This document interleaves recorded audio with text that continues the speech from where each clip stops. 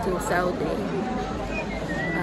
Ngayon na ako nakahawak ng phone kasi medyo, alam nyo na, sana nga, sabi ko, sana lahat is, ano na lang, arrival. Wala nang departure, di ba?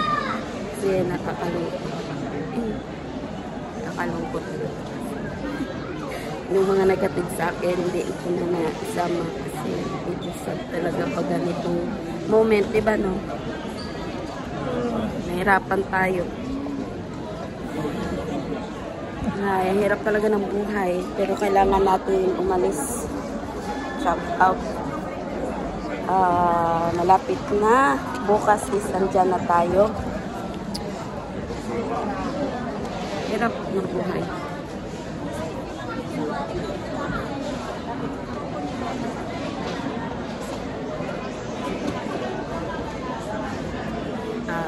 Dito na tayo mag-check-in.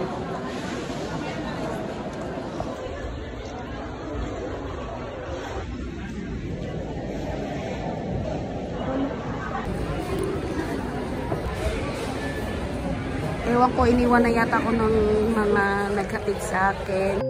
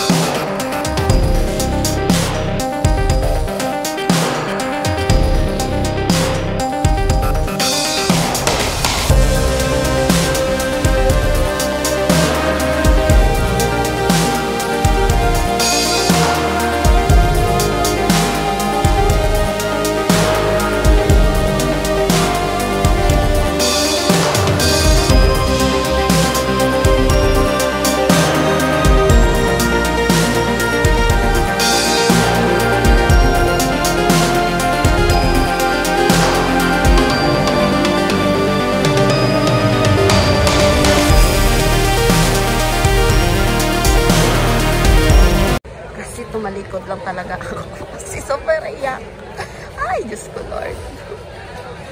Dito na tayo ngayon sa mag-check-in na tayo dito sa Saudi Airlines.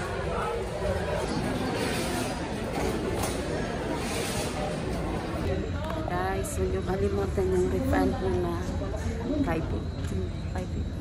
Ito sa akin. Nakuha ko yung refund na 550. Saudi Airlines. So, baba na tayo sa gate. Oh. Baba na tayo sa gate 12. Saudi Airlines. Boarding na kami, guys.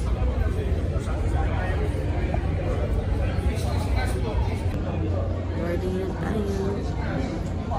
Business class muna. Mga economy is waiting lang. Mag-almat na tayo.